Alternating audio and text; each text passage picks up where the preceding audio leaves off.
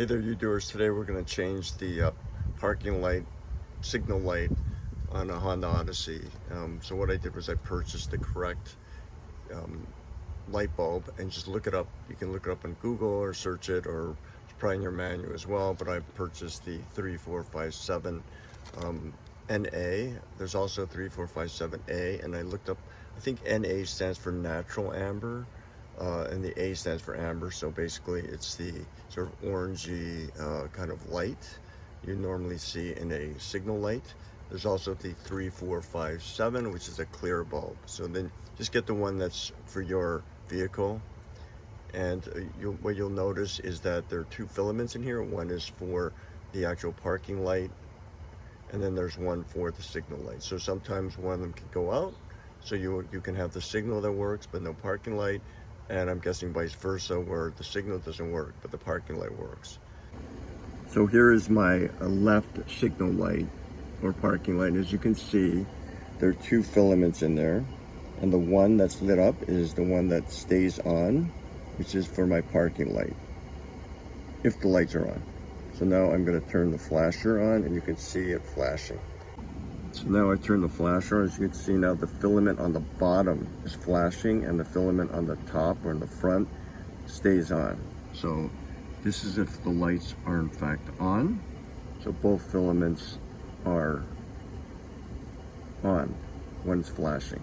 Now I will turn the lights off and let it flash, and you'll see only the bottom one flashes. So here it is now with the parking light off, and my lights are off. So you can see the bottom is flashing, and the one on the right is flashing, and the other filament is not on. So that again shows two filaments. Now I'm going to change my light that is not working over here. So let me show you how to change it. This is the right side bulb, so you'll find it right next to the headlight. It's right here. And it's pretty simple to remove. I would wear gloves. I'm wearing some rubber plastic gloves just to keep the oil off the bulb, because if you get oil in the bulb, apparently it creates a hot spot and it could cause it to fail early. So I just wear a glove like this. So now simply to remove it, just turn this whole assembly here counterclockwise, and then I believe about a quarter turn, it'll come right out. Pull the light bulb out, replace it with the bulb that you need to replace, and that's pretty much it. So let's get to it here. I'm gonna put my hand in here. Sorry, I'm blocking the camera. I'm simply gonna turn this counterclockwise.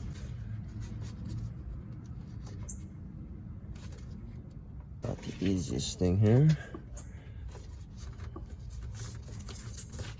Make sure I turn the car off before doing this.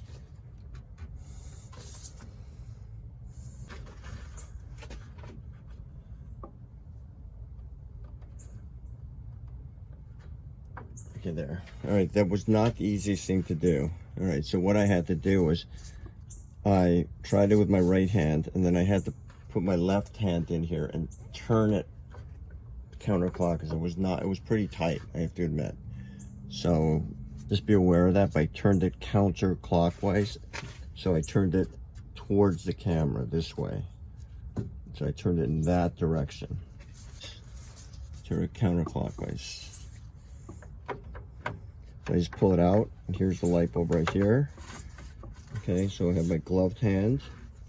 Now I will, as you can see, it's just like this here, like this, right? So here's a similar light.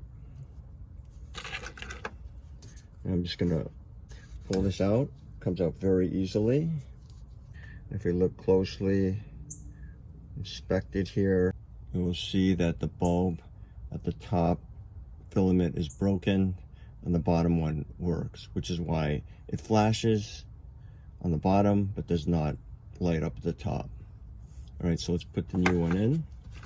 Here's my new one right here.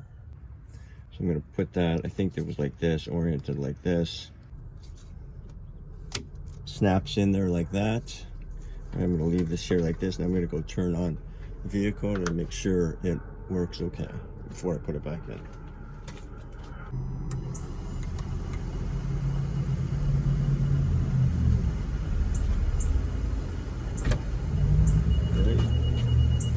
like we got light and we got the flasher. So you can see that we're good. So it works. I'm gonna turn it back off.